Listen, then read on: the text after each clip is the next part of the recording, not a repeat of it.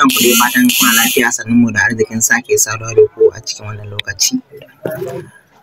So a gurguje yau zan muku bayani akan Soso Balo Airdrop wanda a yanzu ake yin season 2 ɗinsa. A baya an yi season 1 kuma an samu alheri sosai. Mutane da dama sun samu alheri da shi, amma a lokacin da yawa ba su zama eligible ba. So yanzu suna yin season 2 wanda za su kammala a wannan watan January kenan da zai zo. So yan uwa, kar a yi wasa da wannan project din, gaskiyar magana kenan. Ina mai yawan jan hankalin mutane akan wannan project din, kar a yi wasa da shi saboda akwai alheri da za a samu a cikinsa. So a gurguje daman ina so muku bayani akan sabbin tax da suka saka a yanzu. So da fari, idan ka je ka shiga cikin app din Soso Balo naka, yawa bayan ya bude ga guri nan inda ka sa ASP, za ka zo ka taba shi. So ganan wannan daily tax din da ake yi, gashi nan kamar yadda kuke gani, ina scrolling ɗinsa. Shine daily tax wanda ake yi, wanda a kullum ka shiga rasu baka guda 1000, wata guda 2000 haka. So ana a ƙasa ganan wannan bonus tax wanda suka sa sabbi kenan, wanda idan kai scrolling nan za ka gani, nan ma za ka gani. To kasunan guda biyu.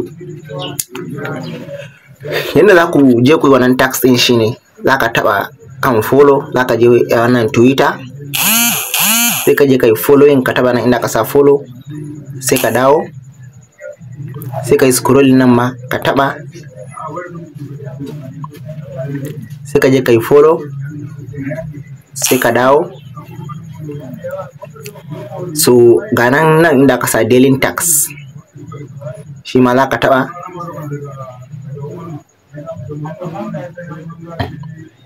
sai ka zo ka yi liking, ka dawo,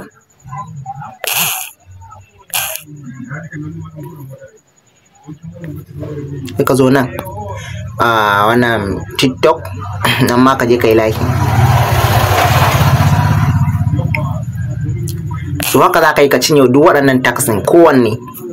Bayan ka gama ci, ga gurin da aka sa verifying, kana taɓawa inda ke ga sakonnin nan, kana taɓa shi, za ka zo ka claiming wannan guda 2000. Sannan za ka zo ka yi claiming a nan. Misali, bari ku gani, na taɓa,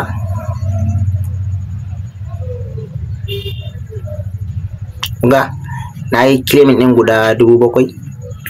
So nan ma zan zo in taɓa verify. Ga na yi claiming yanzu guda 12 kenan. So zan dawo gurin daily tax in taɓa in yi verify. Ga na yi claiming sun dawo guda 14,000. Nan ma zan zo in yi verify.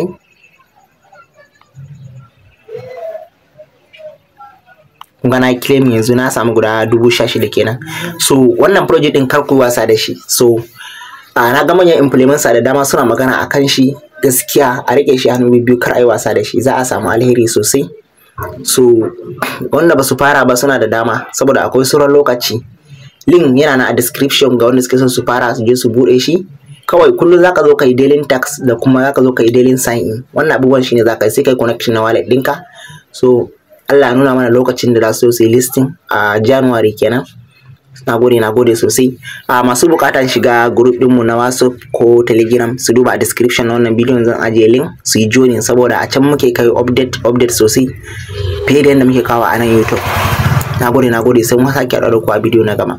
Peace.